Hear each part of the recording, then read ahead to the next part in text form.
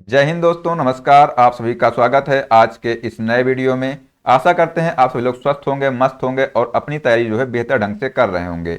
आज जो है हम लोग देखने वाले हैं इसमें RRB group D previous year question GK GS के।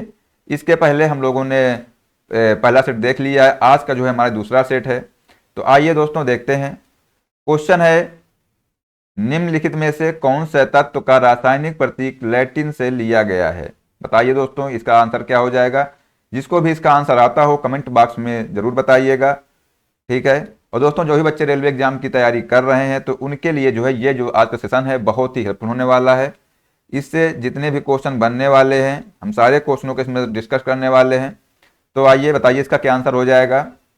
दोस्तों, इसका राइट आंसर हो जाएगा ऑप्शन नंबर ए। क्या हो जाएगा? आयरन जो है इसका राइट आंसर हो जाएगा। आइए देख लेते हैं इससे और भी कौन से पॉइंट बन सकते हैं।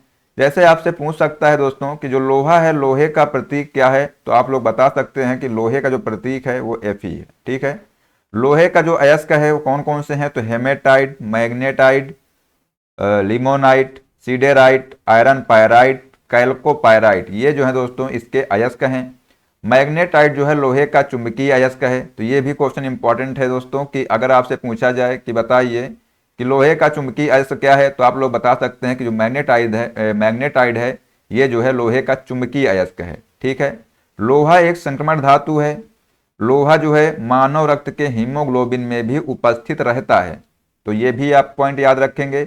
अगर आपसे पूछा जाए कि जो बताइए कि मानव के हीमोग्लोबिन में कौन सी धातु पाई जाती है, तो आप लोग बता सकते हैं कि लोहा। ठीक है। कार्बन का प्रतीक क्या है? तो कार्बन का प्रतीक चिन्ह जो है सी है। कार्बन जो है दोस्तों पृथ्वी पर पाए जाने वाला सबसे अधिक मात्रा में उपलब्ध तत्व है। ठीक है। तो जो पृथ्वी पर सबसे अधिक मात्रा में पाया जाने वाला तत्व कौन सा है, तो आप लोग बता सकते हैं दोस्तों कार्बन है। ठीक है। इसके बाद जो है नेक्स्ट क्वेश्चन है। नेक्स्ट क्वेश्चन दोस्तों आपसे पूछा गया है कि निम्नलिखित में से किस अभिक्रिया में जो है ऑक्सीजन हवा में जो है मुक्त होती है? बताइए कि कौन सी अभिक्रिया है जिसमें ऑक्सीजन हवा में मुक्त होती है। ऑप्शन है वाष्पोत्सर्जन, प्रकाश संश्लेषण, श्वसन, मल त्याग। बताइए इसका क्या हो जाएगा इसका आंसर। दोस्तों, इसका राइट आंसर हो जाएगा ऑप्शन नंबर बी, प्रकाश संश्लेषण। ठीक है। आइए देख लेते हैं इसमें कौन कौन से इसके पॉइंट जो हैं। दोस्तों, प्रकाश संश्लेषण के लिए आवश्यक जल पौधों के जड़ों द्वारा अवशोषित किया जाता है। ठीक है। इसके बाद है कि प्रकाश संश्लेषण के दौरान निकलने वाला ऑक्सीजन इसी जल के अपघटन से प्राप्त होता है। स्थलीय पौधे वायुमंडल से CO2 लेते हैं। ठीक है। और जो जलीय पौधे होते हैं वो जल में घुली हुई CO2 को लेते हैं। प्रकाश संश्लेषण की क्रिया द्वारा CO2 का अवशोषण तथा ऑक्सीजन मुक्त होती है। ये देखिए इसमें जो है क्वेश्चन का आंसर दिया हुआ है। आपसे पूछा गया है कि बताइए कि किस क्रिया में जो है ऑक्सीजन मुक्त होती है। तो ये देखिए इसमें बताया गया है कि जो प्रकाश संश्लेषण की जो क्रिया द्वारा जो है CO2 यानी कार्बन डाइऑक्साइड का अवशोषण होता है तथा ऑक्सीजन मुक्त होती है। ठीक है। प्रकाश संश्लेषण की क्रिया प्रभावित होती है। ये इंपॉर्टेंट पॉइंट दोस्तों है कि आपसे इससे जो है क्वेश्चन बनता है कि प्रकाश संश्लेषण की क्रिया प्रभावित होती है। तो किससे होती है? तो प्रकाश, ताप, जल और कार्बन डाइऑक्साइड से। ठीक है। इसके बाद दोस्तों नेक्स्ट अगला क्वेश्चन दोस्तों यहाँ पे है। इसमें पूछा गया है कि धातु ऑक्साइड और हाइड्रोजन का निर्माण करने के लिए निम्नलिखित में से जो है कौन सी धातु वाष्प के साथ अभिक्रिया करती है? बताइए।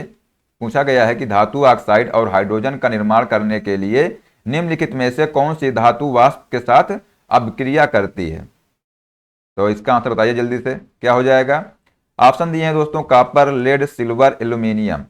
इसका दोस्तों राइट आंसर हो जाएगा option number D, aluminium. Aluminium दोस्तों इसका राइट आंसर हो जाएगा।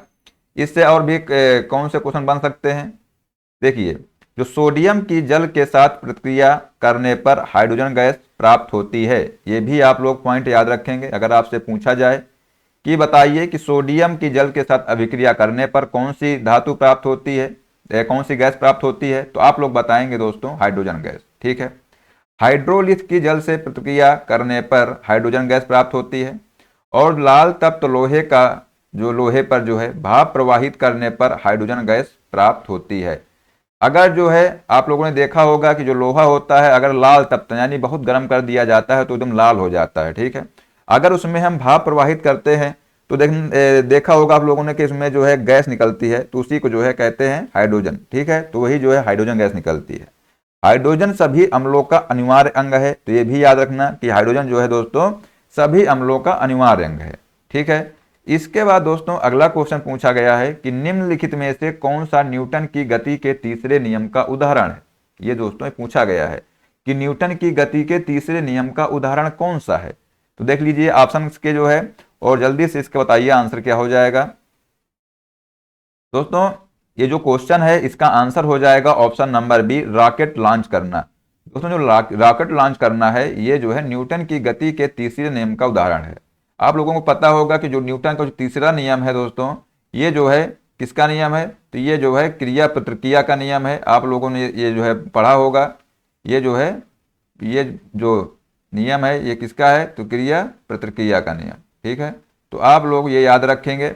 इसमें देखते हैं और कौन से इसमें जो पॉइंट है इनको देख लेते हैं कि रॉकेट लॉन्च करना न्यूटन की गति के तीसरे नियम का उदाहरण है और प्रत्येक क्रिया के बराबर परंतु विपरीत दिशा में जो है प्रतिक्रिया होती है, ठीक है। न्यूटन का तृतीय नियम का उदाहरण देख लेते हैं और मतलब कौन कौन से आपसे पूछ सकता है, जितने भी इंपॉर्टेंट उदाहरण हैं उनको भी देख लेते हैं। इसमें दोस्तों पहला है कि बंदूक से गोली चलने पर चलाने वाले को पीछे की ओर धक्का लगना। जब आप लोग जो है देखा होगा जिसने भी बंदूक चलाई होगी तो उसको वो जानता होगा कि जब हम बंदूक चलाते हैं तो उसमें जो है धक्का लगता है पीछे की ओर। तो ये जो है किस नियम के तहत कार्य करता है, तो आप लोग बता सकते हैं कि न्यूटन का तृतीय नियम, ठीक है। इसके बाद जो है अगला है कि नाव से किनारे पर कूदने पर नाव को पीछे की ओर हट जाना, नाव खेने के लिए बांस से जो है जमीन को दबाना, ऊंचाई से कूदने पर चोट लगना। ये सारे जो दोस्तों जो जितने भी एग्जाम्पल हैं सारे एग्जाम्पल जो है एग्जाम के लिए बहुत ही महत्वपूर्ण हैं, ठीक है। इसलिए आप लोग इनको याद कर लेना। इसके बाद दोस्तों अगला क्वेश्चन है कि सिनेमा के क्षेत्र में सर्वश्रेष्ठ प्रदर्शन के लिए प्रतिवर्ष जो है अकादमी अवार्ड, इसी को ऑस्कर कहते हैं, का आयोजन जो है किस देश में होता है। बताइए इसका क्या आंसर हो जाएगा। ऑप्शन दोस्तों दिए हुए हैं यूके, यूएसए, फ्रांस और कनाडा। दोस्तों इसका राइट आंसर हो जाएगा ऑप्शन नंबर बी, यूएसए। जो यूएसए है दोस्तों इसका राइट आंसर हो जाएगा, ठीक है। आइए देख लेते हैं इसमें और भी कौन से क्वेश्चन बन सकते हैं जो आपसे एग्जाम में पूछे जा सकते हैं। दोस्तों जो ऑस्कर अवार्ड है, ठीक है, इसको जो है 1929 ईस्वी से दिया जाता है और जो 89वां जो ऑस्कर है ये जो है सर्वश्रेष्ठ फिल्म जो है अवार्ड मूनलाइट को दिया गया था। और जो 90वां जो ऑस्कर अवार्ड है सर्वश्रेष्ठ जो अवार्ड है ये द शेप ऑफ वाटर को दिया गया है। कौन फिल्म जो है समारोह फ्रांस में आयोजित होता है, ठीक है। और इसके बाद आप लोग याद रखेंगे कि जो बाफ्टा फिल्म अवार्ड है ये जो है ब्रिटेन द्वारा दिया जाता है। तो ये जो है इंपॉर्टेंट पॉइंट है कि बाफ्टा फिल्म जो अवार्ड है ये किसके द्वारा दिया जाता है, तो आप लोग याद रखेंगे कि ब्रिटेन के द्वारा इसको दिया जाता है, ठीक है। विशेष ऑस्कर अवार्ड सत्यजीत राय को 1992 ईस्वी में लाइफ टाइम अचीवमेंट के लिए दिया गया था, ठीक है। तो आप लोग ये भी याद रखेंगे। इसके बाद दोस्तों नेक्स्ट क्वेश्चन कह रहा है, नेक्स्ट क्वेश्चन है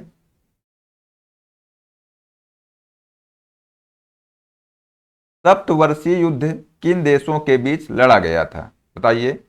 ऑप्शन दोस्तों है इंग्लैंड और जर्मनी, जर्मनी और फ्रांस, इंग्लैंड और इटली, इंग्लैंड और फ्रांस।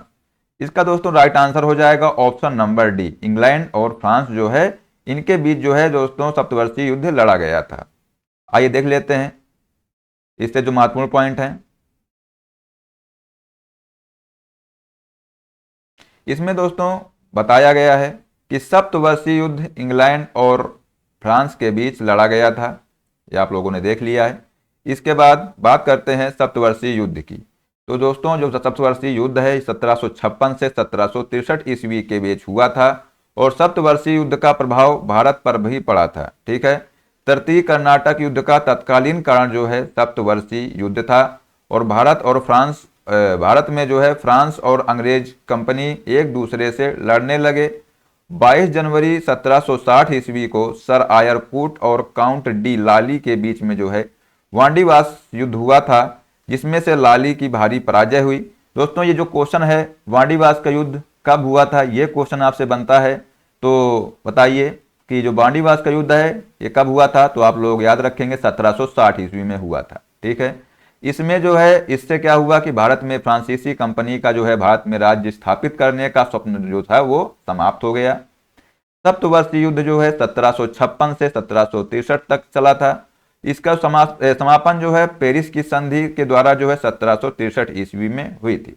अब आपसे इसमें क्वेश्चन बनता है, पूछ सकता है कि सप्तवर्षीय युद्ध जो है का समापन जो है किस संधि के द्वारा हुई, तो आप लोग यहाँ से याद रखेंगे दोस्तों की जो पेरिस की संधि हुई थी इसी के द्वारा जो है 1763 में जो है इसका समापन हो गया था। ठीक है, इसके बाद दोस्तों नेक्स्ट क्वेश्चन है कि विश्व में सबसे लंबी समुद्र तटीय सीमा किस देश की है। बताइए कि विश्व की सबसे लंबी जो है समुद्र तटीय सीमा किस देश की है। दोस्तों ऑप्शन दिए हैं नॉर्वे, इंडोनेशिया, ऑस्ट्रेलिया और कनाडा। इसका राइट आंसर हो जाएगा ऑप्शन नंबर डी, कनाडा इसका राइट आंसर हो जाएगा। इसमें जो है और भी देखते हैं इससे क्या पॉइंट बन सकते हैं। दोस्तों ये जो जितने भी पॉइंट हैं सारे पॉइंट बहुत ही इंपॉर्टेंट पॉइंट हैं। देखिए विश्व में सबसे लंबी समुद्रीय तटीय सीमा कनाडा देश का है। ठीक है, इसके बाद आप लोग याद रखेंगे कि भारत में गुजरात राज्य की सबसे लंबी समुद्र तटीय सीमा है। ठीक है, तो ये पॉइंट आप लोग याद रखेंगे।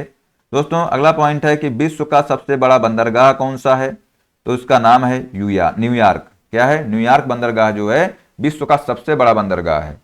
विश्व का सबसे बड़ा शेयर बाजार कौन सा है, तो न्यूयॉर्क है। विश्व का सबसे बड़ा क्षेत्रफल वाला देश कौन सा है, तो रूस है।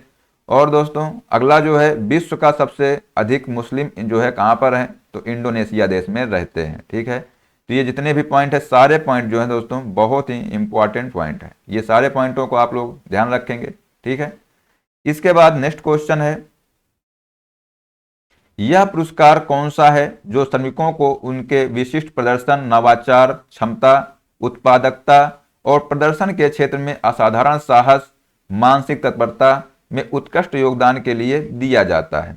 ऑप्शन है पद्म पुरस्कार, द्रोणाचार्य पुरस्कार, कृषि पुरस्कार या श्रम पुरस्कार। बताइए इसका राइट आंसर क्या हो जाएगा। इसका राइट आंसर हो जाएगा ऑप्शन नंबर डी, श्रम पुरस्कार जो है दोस्तों ये जो है इसके लिए दिया जाता है। ठीक है, इसके बाद नेक्स्ट क्वेश्चन है भारतीय संसद का उच्च सदन किसे कहा जाता है।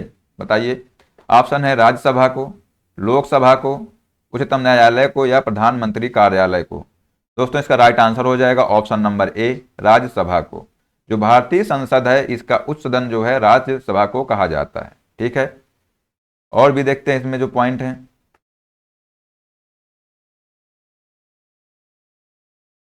इसमें बताया गया है कि राज्यसभा स्थायी सदन है। कैसा सदन है, स्थायी सदन है। इसके बाद आप लोग याद रखेंगे कि राज्यसभा की प्रतिनिधि जो है सभा है। लोकसभा को निम्न सदन कहा जाता है। जो लोकसभा होती है दोस्तों इसको जो है निम्न सदन कहा जाता है। लोकसभा को राष्ट्रपति अनुच्छेद 85 के अंतर्गत प्रधानमंत्री के सिफारिश पर भंग कर सकते हैं और राज्यसभा का गठन अनुच्छेद 80 के उपबंध के अंतर्गत किया जाता है। तो जो राज्यसभा है दोस्तों इसका गठन किस अनुच्छेद के तहत किया जाता है, तो आप लोग याद रखेंगे कि 80 के तहत। ठीक है, और इसी जगह आप लोग एक पॉइंट यहाँ पे याद रखेंगे कि जो लोकसभा है तो लोकसभा का जो उपबंध है आर्टिकल किसके तहत किया जाता है, आर्टिकल 81 के तहत। ठीक है, तो आप लोग ये भी याद रखेंगे। इसके बाद दोस्तों अगला क्वेश्चन बनता है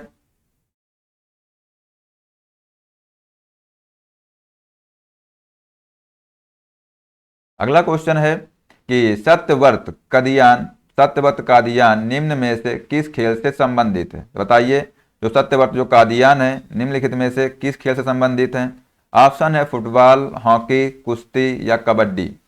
इसका राइट आंसर हो जाएगा ऑप्शन नंबर सी, कुश्ती से। ठीक है, इसके बाद नेक्स्ट क्वेश्चन है इसमें से कहा गया है कि किसी क्षैतिज पावर लाइन के एकदम नीचे के बिंदु पर चुंबकीय क्षेत्र की दिशा क्या होगी जिसमें पश्चिमी छोर से देखे जाने पर धारा जो है पूर्व से पश्चिम में प्रवाहित दिखती है। बताइए इसका आंसर क्या हो जाएगा। इसका राइट आंसर हो जाएगा ऑप्शन नंबर बी, वामावर्त। क्या हो जाएगा, ऑप्शन नंबर बी इसका राइट आंसर हो जाएगा। इसमें दोस्तों जो पॉइंट हैं इनको भी याद रखना, ये सारे पॉइंट बहुत ही महत्वपूर्ण पॉइंट हैं। ये देखिए इसमें बताया गया है, अब बात करते हैं चुंबकीय क्षेत्र की, तो इसमें बताया गया किसी क्षैतिज पावर लाइन के एकदम नीचे के बिंदु पर चुंबकीय क्षेत्र की दिशा जो है वामावर्त होगी, जिसमें पश्चिमी छोर से देखे जाने पर जो है धारा पूर्व से पश्चिम में प्रवाहित दिखती है। ठीक है। इसके बाद अगला पॉइंट है कि चुंबक के चारों ओर वह क्षेत्र जिसमें चुंबक के प्रभाव का अनुभव किया जा सकता है उसे हम क्या कहते हैं, उसे चुंबकीय क्षेत्र कहते हैं। चुंबकीय क्षेत्र की तीव्रता एक सदिश राशि है। तो ये पॉइंट जो है आप लोग याद रखेंगे कि जो चुंबकीय क्षेत्र की तीव्रता कैसी राशि है, तो याद रखेंगे सदिश राशि है। ठीक है। इसके बाद है कि इसका जो मात्रक है ये भी बहुत इंपॉर्टेंट है। इसका जो मात्रक होता है न्यूटन एम्पियर मीटर होता है, अथवा वेबर प्रति मीटर स्क्वायर होता है, या टेस्ला। ये तीनों जो मात्रक हैं इनको आप लोग ध्यान रखेंगे। ठीक है। इसके बाद है चुंबकीय बल रेखाएं सदैव चुंबक के ऊपरी ध्रुव से निकलती हैं तथा वक्र बनाती हुई दक्षिणी ध्रुव में प्रवेश कर जाती हैं और चुंबक के अंदर से होती हुई पुनः उत्तरी ध्रुव पर वापस आती हैं। तो दोस्तों इससे एक क्वेश्चन बनता है, आप लोग इसको कैसे याद रखेंगे कि जो चुंबकीय रेखाएं होती हैं, बल रेखाएं होती हैं, ये कहाँ से निकलती हैं। तो यहाँ से ऐसे याद रखें, जैसे इधर का मान लेते हैं साउथ पोल है और ये नॉर्थ पोल है, ये जो है दक्षिणी ध्रुव है, ये जो है उत्तरी ध्रुव है। ठीक है। तो यहाँ कैसे याद रखेंगे, इसमें बताया गया है दोस्तों, नॉर्थ मतलब ना मतलब निकलना होता है, तो नॉर्थ से निकलती हैं और जो है साउथ की ओर, नॉर्थ से साउथ की ओर चलती हैं। ठीक है।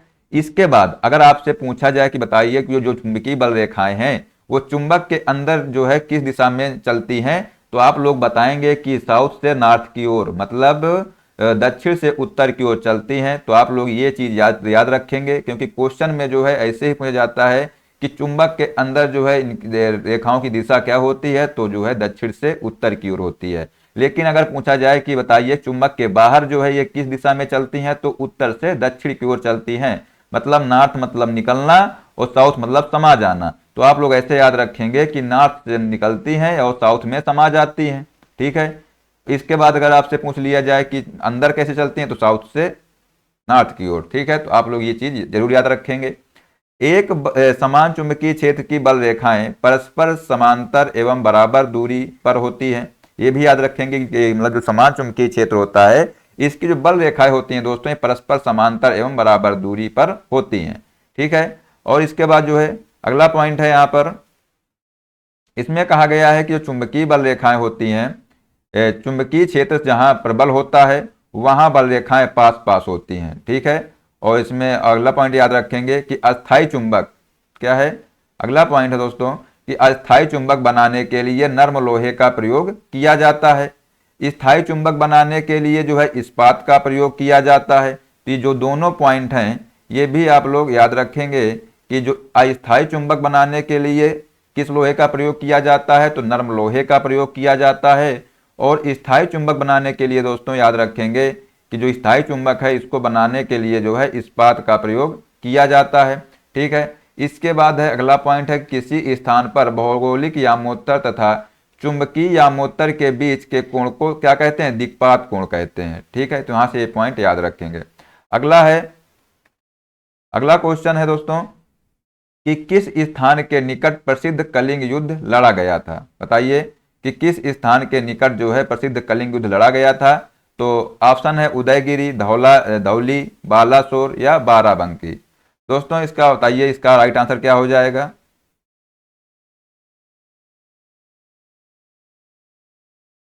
इसका जो राइट आंसर हो जाएगा option number B, Dhauli. Dhauli कहां पर पड़ता है अगर आपसे बात की जाए तो दोस्तों धौली जो है उड़ीसा में पड़ता है। कहां पर पड़ता है, धौली जो है उड़ीसा में पड़ता है। तो आप लोग ये चीज याद रखेंगे। ठीक है। आइए देख लेते हैं यहाँ पर, इसमें जो है कुछ पॉइंट जो है इनको भी देख लेते हैं।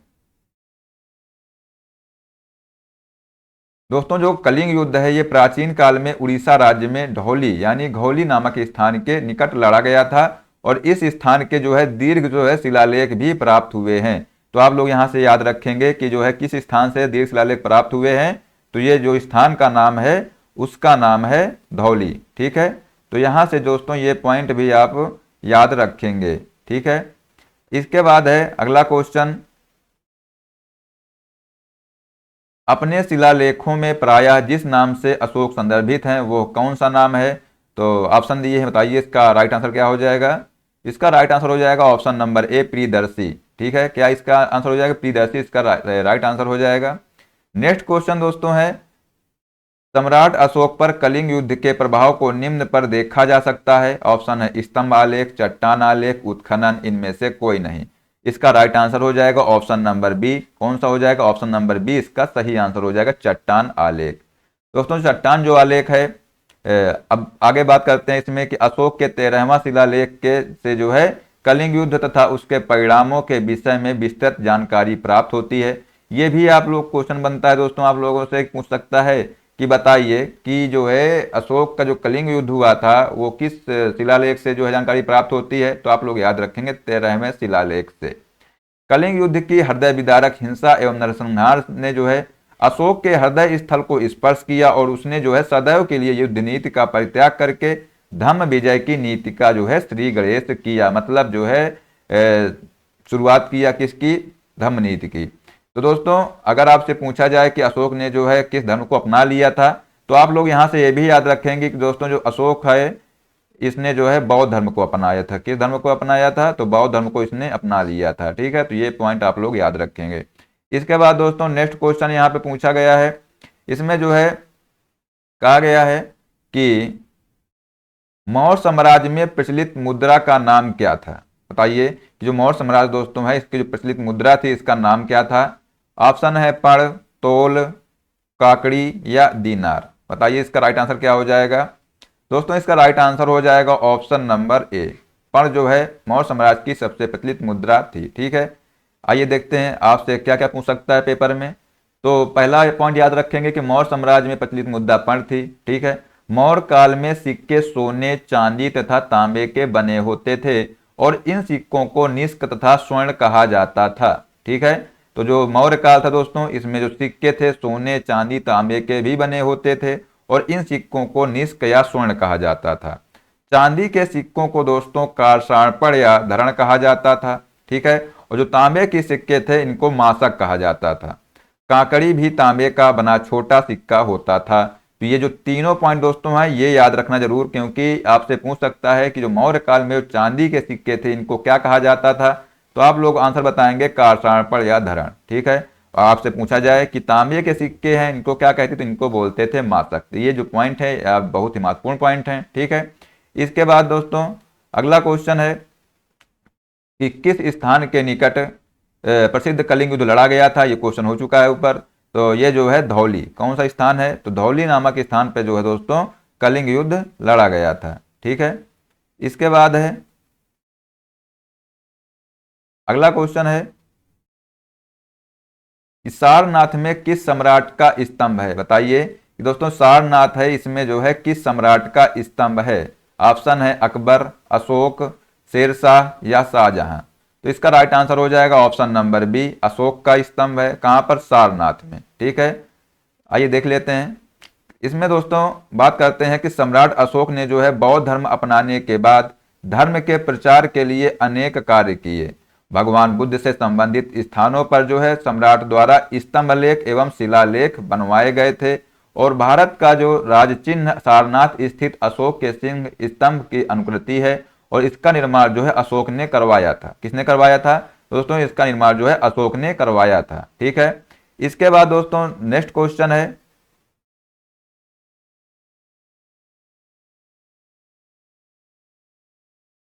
नेक्स्ट क्वेश्चन है 17 नंबर। इसमें पूछा गया है कि सारनाथ का लायन कैपिटल किस शासक से संबंधित है? बताइए जो सारनाथ का जो लायन कैपिटल है ये किस शासक से संबंधित है?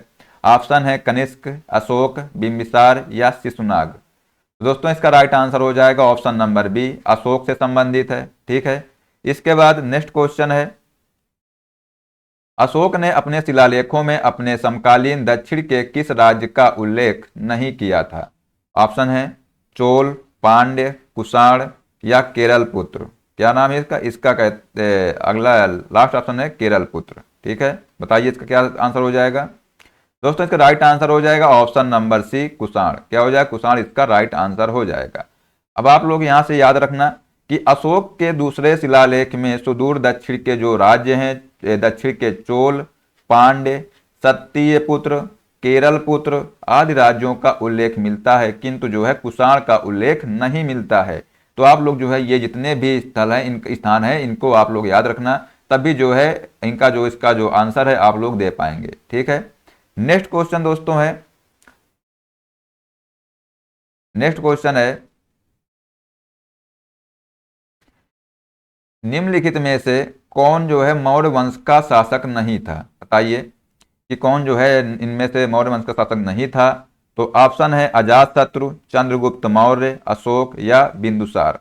दोस्तों इसका राइट आंसर हो जाएगा ऑप्शन नंबर ए, अजातशत्रु। जो अजातशत्रु है दोस्तों, ये मौर्य वंश का शासक नहीं था। ये किस वंश का शासक था? ये दोस्तों हर्यक वंश का शासक था। ठीक है, किस वंश का शासक था? तो ये जो है हर्यक वंश का शासक था। यहाँ पर ये आप लोग याद रखेंगे।